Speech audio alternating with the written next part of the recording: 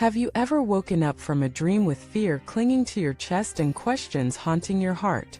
Have you ever sensed that even your subconscious is crying out for purification and release?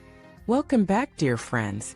It's a deep joy to have you with me again on this journey into the mysteries of the mind, the heart, and the Dharma. Today's topic takes us into a realm that many overlook in their spiritual practice, the dream state. What happens when we sleep? Where do our thoughts go? And more importantly, what karma plays out in our unconscious mind while the body rests? More and more practitioners are beginning to understand that the dream world is not just fantasy, it's a reflection of our inner karmic landscape. And if our minds are disturbed during sleep, it means that unresolved karma is still cycling beneath the surface. But here's the miracle: there exists a mantra so powerful, so direct, that not only should you recite it while awake, but if you are sincere, it will even arise spontaneously in your dreams. This mantra is a doorway, a sacred key that opens the deepest level of karmic purification. It goes beyond study, beyond complex rituals, beyond volumes of scriptures. It is a single path of repentance that can clear lifetimes of obstruction. Let us go back to the root of this powerful teaching. In the depths of the Mahayana Buddhist tradition, great masters have emphasized the importance of repentance, not as a ritual of guilt, but as an act of returning to wholeness. When we repent, we are not seeking punishment. We are turning our face back toward the light. But how do we do that in a world where most of us carry layers of karmic weight, some of which we don't even understand? The answer lies in a single mantra: Namo Samantabhadra Bodhisattva, the name of the universal worthy Bodhisattva. This isn't just a title. It's a frequency of total purification, unshakable virtue, and boundless vow. Samantabhadra represents the ultimate in action. While other bodhisattvas embody wisdom or compassion, Samantabhadra embodies the execution of the Dharma in everyday life. And when his name is invoked with sincerity, a unique kind of karmic alchemy begins. Let us explore what makes this mantra so different. In the Avatamsaka Sutra, one of the most profound and luminous teachings in the Mahayana canon, the final chapter is dedicated to the practices of Samantabhadra. In it, a 10-part vow is revealed, 10 universal commitments that encompass every possible action of a bodhisattva. But central to that teaching is one crucial practice: deep repentance. It's said that if you recite Samantabhadra's name sincerely and consistently, while making a vow to purify your past, you can remove the karmic stains of hundreds, even thousands of lives. This is not metaphor. It is a sacred technology of consciousness. And what makes it so astonishing is this: many practitioners report that, after integrating this mantra into daily life, they begin to dream of chanting it.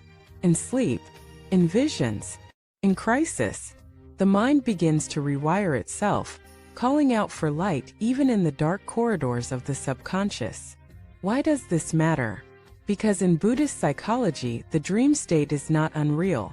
It is a subtle realm, a mirror of your true energetic condition. If you find yourself speaking Dharma in dreams, it means the Dharma has entered your storehouse consciousness. It's no longer just an idea, it's your essence. That is the goal. To make repentance not just a formal activity, but a breathing, dreaming, living practice. Let me tell you a story that has circulated through monasteries and lay circles alike. A woman in her 30s had been practicing Buddhism for years. She was devout, but she carried deep shame over choices made in her youth: abortions, betrayals, selfishness. Though she attended retreats, chanted daily, and read countless texts, the guilt never fully left her. One night she had a terrifying dream. She was in a desolate landscape, surrounded by beings who accused her, tormented her, and reminded her of every misdeed. She cried out for help, but her voice failed. And then from deep within, she heard it: Namo Samantabhadra Bodhisattva.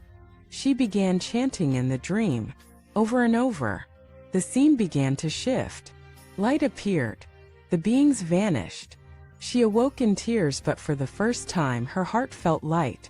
From that day forward, She made it her daily vow to chant Samantapadra's name and dedicate the merit to all beings she had ever harmed. And slowly her life transformed. She became a healer, a counselor. Her past was no longer a wound, it was the womb of her compassion. This is the power of deep repentance. Not to erase the past, but to redeem it, to offer the darkness up to the light, and say, let this too be part of my awakening. So how can you begin this practice? It's simple but powerful. Each morning sit quietly. Light incense if you like. Place your palms together. Visualize the great Bodhisattva Samantapadra, seated on a white elephant with 6 tusks, symbolizing purity of the 6 senses. Say aloud, Namo Samantapadra Bodhisattva, Namo Pushyan Pusa, Namo Samantapadra Bodhisattva.